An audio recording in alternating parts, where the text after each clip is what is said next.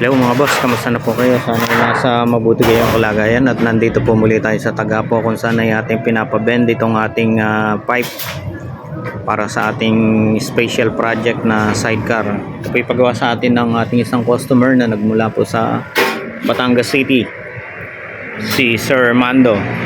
At dito natin dinala sa Resting Auto Supply. So dito po kasi may mga vendor sila na antigo na nga ayan, mga luma na kasi dati po sila nagbi-build ng mga Honor at Jeep.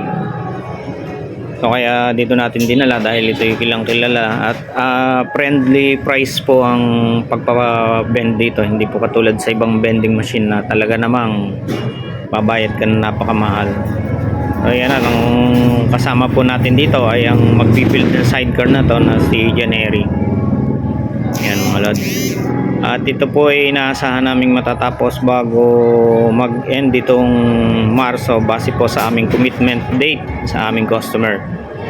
So sa mga nagpapagawa po sa amin ng sidecar, maraming salamat po sa mga nagtitiwala. At kahit po yung iba hindi natin personal na kilala, tulad po ng taga Albay, napapanood lang tayo niya sa pagbablog ng ating mga ginagawang sidecar, pero siya po ay nagtiwala sa atin na magpagawa ng sidecar at siya po ay nagpadala na sa atin ng down payment at tinatayang bago po matapos din ang Marso na to ay makukuha niya na yung kanyang sidecar.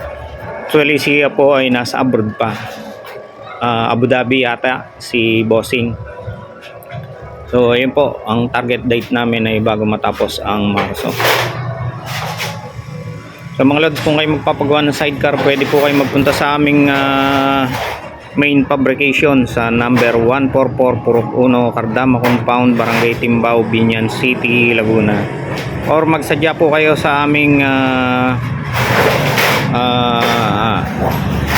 branch dito sa Purok 5, Sitio Aratan, Unitown Center, Barangay Pulong Santa Cruz, Santa Rosa, Laguna. Makakaasa po kayo na ating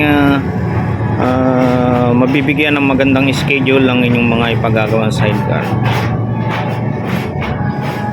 Ayan. Ito po kasi hindi kaya ng vendor namin, malilate. Hanggang 3/4 lang po kaya ng dive namin, kaya dito po kami nagpapa-machine shop pa at ipinabayad po talaga namin. So yan lang mga lods. Salamat po sa inyong panonood. God bless.